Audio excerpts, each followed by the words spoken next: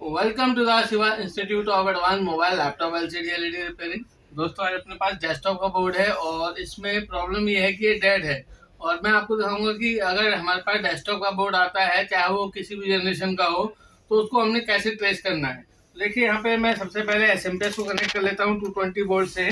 और मैं चाहूँगा कि आप पास आके इसको दिखाएं। तो देखिए, जब मैंने इसको एसएमपीएस से जोड़ लिया है और यहाँ पे आप देखेंगे हमारा एटीएस कनेक्टर लगा दिया है। ये हमारा वीआरएम सेक्शन का जो हमारा चारकोल का कनेक्टर होता है वो भी मैंने लगा लिया है। तो आप ध्यान से देखेंगे इसमें सिम्टम्स क्या है। जैसे ही मैं इसको ऑन करूंगा तो पंखा हल्का सा हिल के बंद रुक जाएगा। और देखेंगे यहाँ से जैसे ही मैंने प्लग किया तो देखिए हल्का सा मूवमेंट लिया पंखे ने और सिस्टम मेरा ऑन नहीं हो रहा। देखिए, अब यहाँ पे कोई भी रिएक्शन नहीं हो रहा है। अब मैं यहाँ पे क्या करूँगा, जो वीआरएम का जो वायर है इसको निकालता हूँ और अभी मैं एसएमपीएस की जो सप्लाई है इसको भी डिस्कनेक्ट करता हूँ, क्योंकि यहाँ पे शॉर्टिंग हुई है। इसकी वजह से एसएमपीएस प्रोटेक्शन मोड में चला गया। तो दोबारा से मैं सप्लाई लगा दिया, कनेक्टर लगा दिया, पर मैंने अब जो हमारा वीआरएम सेक्शन का कनेक्टर है उसको नहीं लगाया। तो जैसे ही मैं इसको ऑन करता हूँ तो देखिए यहाँ पे मेरा ये सिस्टम ऑन हो गया है। तो देखेंगे जो मैंने डिबग कार्ड लगाया है यहाँ पे डेटा नहीं बन रहा है, क्योंकि यहाँ पे कोर बोर्ड नहीं बन रही है। और आप देखेंगे सीपीयू फैन मेरा ऑन हो गया है। देख सकते हैं यहाँ पे फैन मेरा ऑन हो गया है, लेकिन जैसे मैं इसको लगाऊंगा तो आप देखेंगे सिस्टम बंद हो जाएगा। देखिए, तो जैसे ही मैंने इसको प्लग किया तो आप देखेंगे सिस्टम मेरा बंद हो गया है। और अगर मैं दोबारा इसको ऑन करना चाहूँ तो ऑन नहीं होगा ये। तो आपके पास इस तरीके से अगर कोई डेस्कटॉप का बोर्ड आता है जो कि कंप्लीट डेड है, वो ऑन नहीं हो रहा है, तो आपने इस तरीके से डायग्नोस करना है। यानी कि आपने क्या करना है, जो हमारा सीपीयू की सप्लाई है उसको निकाल के सिस्टम को ऑन करना है। अगर सिस्टम ऑन हो जाता है तो उसका मतलब ये है कि जो हमारा वीआरएम सेक्शन है उसमें कहीं प्रॉब्लम है। तो अब आप देखेंगे यहाँ से मैं एसएमपीएस को डिस्कनेक्ट कर लेता हूँ और इसके वीआरएम सेक्शन को चेक करूंगा। तो देखिए यहाँ पे आप पास आ जाइए। मल्टीमीटर को हमने बीप पॉइंट पे रखना है और जो हमारा जो वीआरएम सेक्शन है उस पर चेक करना है। तो देखिए, जब मैं यहाँ पे बीप पॉइंट पे चेक कर रहा हूँ तो मुझे बीप मिल रहा है। तो इसका मतलब है मेरे वीआरएम सेक्शन में शॉर्टिंग है और इस शॉर्टिंग को जब हम रिमूव करेंगे तभी हमारा सिस्टम ऑन हो पाएगा। तो मैं चाहूँगा थोड़ा सा और पास आके दिखाएं इसको जूम करके। तो आप देखेंगे जो हमारा ये कनेक्टर है एटीएस कनेक्टर, देखेंगे यहाँ पे जो हमारी 12 वोल्ट इन होती है वीआरएम सेक्शन के लिए वो फुल्ली शॉर्ट है, जिसकी वजह से क्या है कि मेरा सिस्टम ऑन नहीं हो रहा है। जब मैं इस कनेक्टर को डिस्कनेक्ट कर रहा हूँ तो यहाँ से मेरा सिस्टम तो ऑन रह रहा है। तो देखते हैं अब यहाँ पे हमारी शॉर्टिंग कहाँ पे है। देखिए, शॉर्टिंग अमूमन क्या होता है, जो इसके मेन मॉसफेट होते हैं उन मॉसफेट के शॉर्ट होने से प्रॉब्लम आती है, या फिर जो कोर आईसी है वो शॉर्ट हो जाती है तब ये प्रॉब्लम आती है, या फिर सीपीयू के नीचे जो कैपेसिटर लगे होते हैं उनमें शॉर्टिंग हो सकती है। तो यहाँ पे हम क्या करेंगे, अपनी डीसी पावर सप्लाई से इसमें 12 वोल्ट इंजेक्ट करेंगे। देखेंगे यहाँ पे मैं 12 वोल्ट देता हूँ और यहाँ पे हमारे कनेक्टर में आप देखेंगे जो पॉजिटिव एरिया है यहाँ पे एक पिन होती है, यानी कि वहाँ पे मैं पॉजिटिव रखूंगा। और जैसे मैं नेगेटिव डालता हूँ तो आप देखेंगे मेरी डीसी सप्लाई में शॉर्टिंग आ गई है, 12 वोल्ट से 2 वोल्ट में आ गई। देखिए, जैसे मैं हटाता हूँ तो देखेंगे 13 वोल्ट मैं सप्लाई से दे रहा हूँ और जैसे मैं इसको लगाता हूँ तो आप देखेंगे यहाँ पे वोल्टेज मेरी जो है बैठ जा रही है और एम्पेयर हाई हो रहा है। इसका मतलब है बोर्ड में कहीं ना कहीं शॉर्टिंग है। तो मैं हल्का सा हाथ लगा के ट्रेस करूंगा कि मेरी शॉर्टिंग कहाँ आ रही है।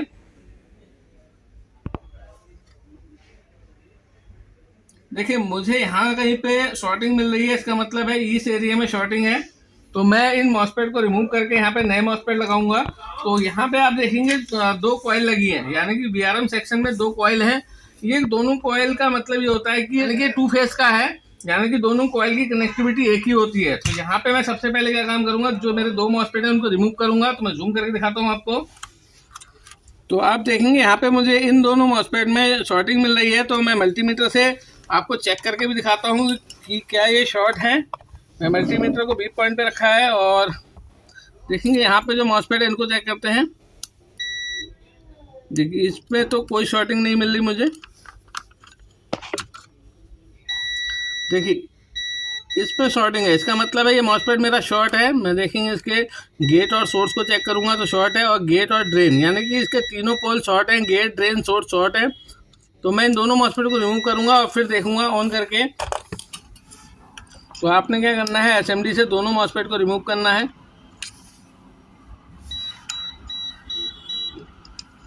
थोड़ा सा टाइम लगेगा। और जब हम एक फेज के मॉसफेट को हटाएंगे तो हमारा सिस्टम ऑन हो जाना चाहिए, यानी कि तब हमारी डिस्प्ले भी आ जानी चाहिए, लेकिन वो हार्ड डिस्क पे लोड नहीं लेगा।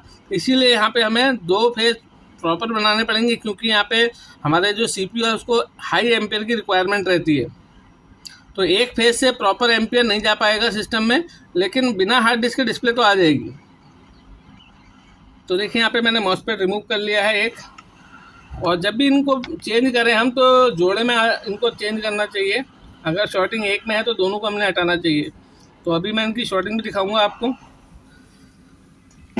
देखेंगे यहाँ पे ये मेरे दोनों मॉसफेट निकल गए हैं, और मैं चेक कराता हूँ आपको। ये वाला शॉर्ट था क्योंकि ये मेन मॉसफेट है। देखिए ये फुल गेट और ड्रेन बीप दे रहा है, और गेट और सोर्स बीप दे रहा है। देखिए यानी कि तीनों लेग इसके फुल्ली शॉर्ट है। जबकि मैं इसको चेक करता हूँ तो देखते हैं, देखिए गेट और ड्रेन के बीच में कोई कनेक्टिविटी नहीं है, सोर्स के बीच में भी कोई कनेक्टिविटी नहीं है। इसका मतलब ये है कि ये वाला ठीक है, लेकिन फिर भी मैं पेयर में चेंज करूँगा।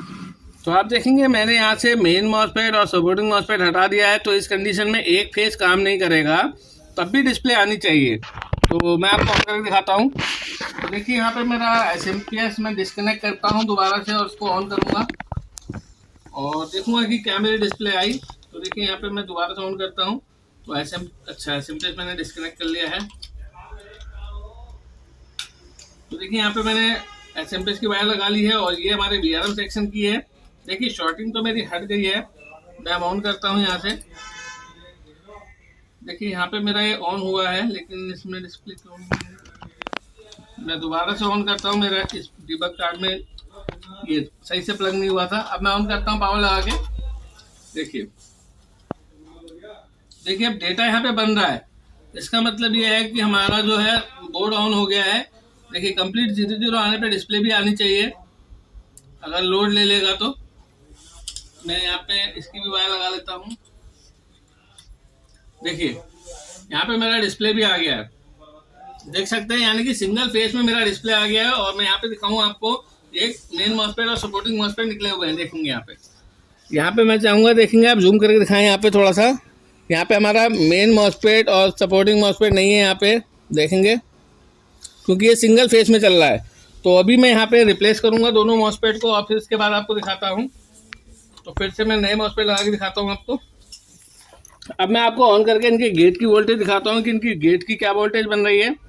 देखिए यहाँ पे मल्टीमीटर को मैं वोल्टेज रेंज पे रख लेता हूँ, और एक तार को मैं ग्राउंड पे रखता हूँ। जैसे कि आप देख रहे हैं हमारे सपोर्टिंग मॉसफेट है, इसके गेट पे हमें जो है वोल्टेज कम मिलनी चाहिए। देखेंगे यहाँ पे 3.12 वोल्ट मिल रहा है।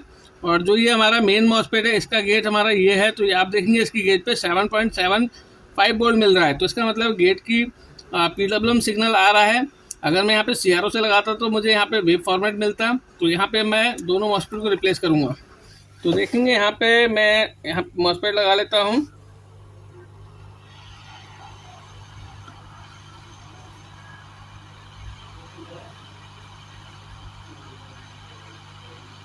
देखिए कितनी इजी वे में यहाँ पे मेरा मॉसफेट लग गया है, जबकि ये सपोर्टिंग मॉसफेट है। तो एक मॉसफेट ये रहा जो कि मेरा मेन मॉसफेट है।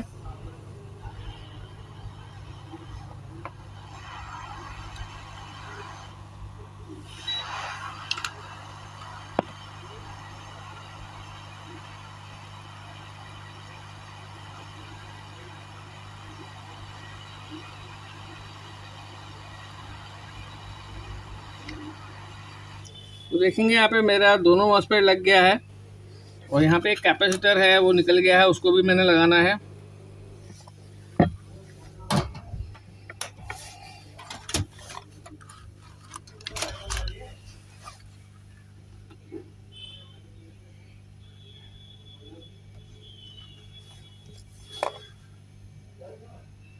देखिए यहाँ पे एक कैपेसिटर को लगा लेते हैं। यहाँ पे थोड़ा सा मैंने पेस्ट लगाया है।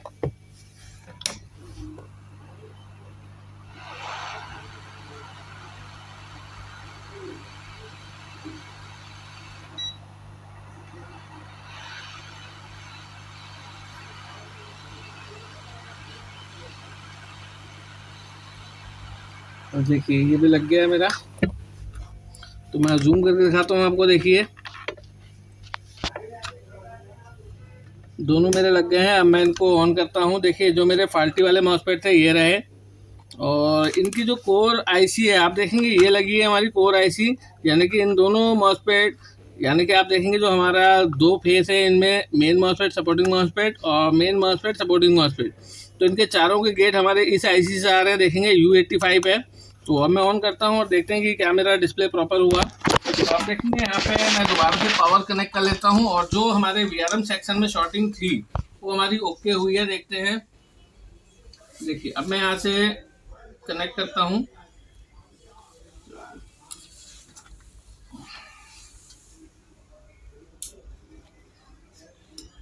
देखेंगे यहाँ पे मेरा डेटा बनने लग गया है और आप देखेंगे जैसे ही डेटा बनेगा तो यहाँ पे डिस्प्ले आएगा। देख सकते हैं अब 00 अब आनी चाहिए। देखेंगे यहाँ पे बूट आ गया है। देखेंगे बूट आ गया। मैं दोबारा से सिस्टम को ऑन करना चाहूँगा। देखिए इसको यहाँ पे बंद कर लिया है, दोबारा पावर कनेक्ट किया है। देखेंगे यहाँ पे नो सिग्नल आ रहा है और जैसे ही मैं इसको ऑन करता हूँ तो देखेंगे यहाँ पे डेटा बन रहा है हमारा। और आप देखेंगे इधर से आके दिखाएं, देखेंगे डिस्प्ले भी हमारा आने वाला है। देखेंगे हमारा जो है शॉर्टिंग का प्रॉब्लम था बोर्ड में और ये डेड था और आप देखेंगे यहाँ पे हमारा प्रॉपर सिस्टम काम करने लग गया है। तो आपने इस तरीके से, चाहे वो किसी भी जनरेशन का बोर्ड हो, चाहे वो आपका पेंटियम हो, ड्यूल कोर 42 हो या फिर i3 हो, i5 हो, तो सभी सेक्शनों में लगभग एक जैसा कॉन्सेप्ट होता है। बस आपने चीज़ों को समझना है। पूरा वीडियो देखने, थैंक यू, धन्यवाद।